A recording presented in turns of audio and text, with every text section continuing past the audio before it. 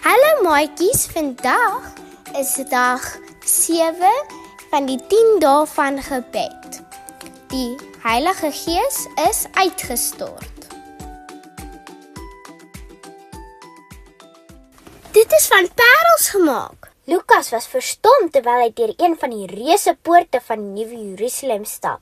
Parelpoorte? Wow! As jy van hierdie kant af kyk, lyk hulle amper pink. En as jy jou kop so 'n bietjie draai, word hulle pers. En as jy reguit kyk, lyk dit amper wit met 'n tikkie groen-blou. Indrukwekkend, nee. Sê Oral. Daar is 12 poorte, 3 aan elke kant van die stad. En elkeen van hulle is ewe mooi. Ek het hulle al almal gesien. Jesus is regtig 'n ongelooflike argitek. Lag Lukas terwyl hy probeer om nog 'n kleur in die weerkaatsing van die poortraak te sien. Enkie verder het 'n man gestaan, sy gesig na die horison en sy kop trots opgelig. Kom Lukas, ek stel jou voor aan Stefanus.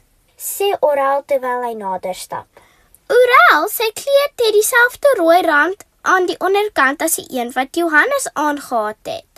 Ek het nog nooit baie sulke gesien nie. Myne is heeltemal wit. Wat beteken dit? Sê Lukas skieurig. Hallo Stefanus, ons is bly om jou hier te kry. Groet Oral. Hallo dienaars van die Here. Antwoord Stefanus sag. Jy is 'n engel en jy 'n geredde kind van God. Mag ek weet wie jy is? My naam is Lukas en dit is my engel, Oral. Antwoord Lukas vinnig. Dit is 'n groot eer om jou te ontmoet, Stefanus. Ons is besig om te leer hoe die Heilige Gees in mense se lewens gewerk het. Wat 'n wonderlike avontuur. Sê Stefanus opgewonde. Ek dink ek moet dit ook doen. Toe ek Jesus aanvaar het, het die Heilige Gees my deur baie belangrike en moeilike oomblikke gelei. Hy het my ook spesiaal getroos die dag toe ek op aarde gesterf het. Lukas het nou net gevra oor die verskil in jou klere. Sê Oral en hy wys na die rooi rand onderaan Stefanus se kleed. Dit is 'n spesiale eer wat Jesus self vir ons gegee het. Dit wys wie van ons lewens gegee het vir ons geloof in Jesus. Op aarde het mense ons martelaars genoem, maar in die hemel is ons 'n simbool van getrouheid aan Christus. Die rooi kleur wys dat ons op die aarde vir Jesus gesterf het. Stefanus word as die eerste Christelike martelaar beskou. Verduidelik Oral aan Lukas terwyl hy op die drywende glas tussen die Bybelverse rondblaai. Lukas, lees asseblief hierdie teks, Handelinge 7 vers 55. Lukas het hardop gelees. Dit was in antieke Grieks, maar teen hierdie tyd was hy al gewoond daaraan om die antieke Bybeltale te lees. Maar Stefanus, vol van die Heilige Gees, het stik na die hemel gekyk en die heerlikheid van God gesien en Jesus wat aan die regterhand van God staan. Dit was die laaste oomblik van my lewe op aarde. Sê Stefanus sag. Ek het baie gelei vir my geloof in Jesus. In my tyd was daar baie mense met slegte bedoelings teenoor die mense wat Jesus gevolg het. Dieselfde het in my tyd gebeur. Sê Lukas vinnig. Baie mense het dit vir Christene moeilik gemaak om getrou te bly aan Jesus. Dis baie waar. Jy wil weet hoe die Heilige Gees in my lewe gewerk het. Gaan Stefanus voort. Dit was ongelooflik. Die Heilige Gees is oor my uitgestort en ek het 'n groot evangelis vir Jesus geword. Ek was 'n sterk instrument in sy hande.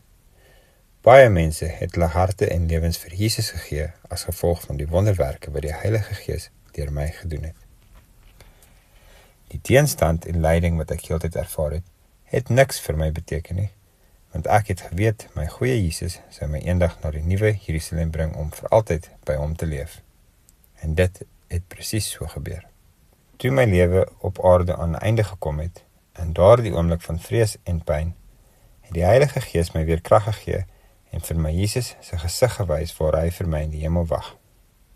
Met daardie sekerheid in my hart het ek niks gevoel van wat my vyande aan my gedoen het nie. Ek het net my oë toegemaak en rustig aan die slaap geraak.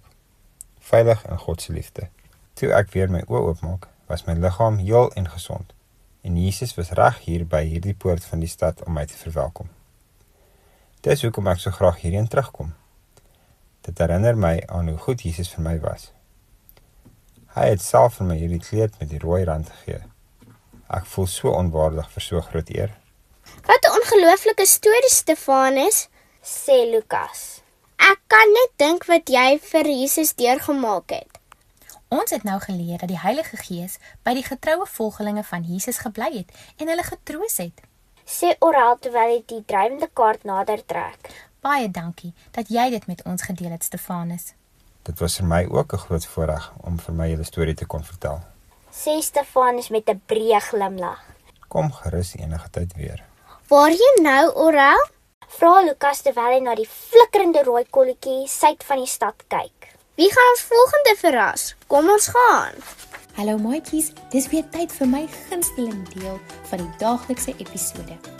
Jy kry 'n kans om deel te neem aan hierdie spesiale boodskap. Vandag wil ek hê jy moet jou kreatiwiteit gebruik om 'n spesiale kaartjie te maak om iemand te bemoedig wat deur 'n moeilike tyd gaan. Skryf vir hulle 'n mooi boodskap en vertel hulle dat Jesus hulle baie liefhet en graag vir altyd by hulle wil wees. Vra jou ouers, jou predikant of jou onderwyser om jou te help om die kaartjie by die persoon af te lewer. Gedurende jou gebedstyd vandag het ek vir jou 'n paar idees waaroor jy kan bid. Onthou, ons bid baie kere deur die dag, sommige durig. En onthou om vir jouself asook ook vir jou familie en vriende te bid. Eerstens, bid dat die Heilige Gees in jou lewe uitgestort sal word en jou krag sal gee vir die probleme wat jy dalk in die gesig stel. Tweedens, bid dat die Heilige Gees jou sal help om Jesus altyd te vertrou. Onthou maatjies, liewe Jesus is baie lief vir julle. En ek kan nie wag om julle môre weer te sien nie. Bye bye. Hierdie program is aangebied deur die Kinderbediening Departement van die Noorderlike Konferensie.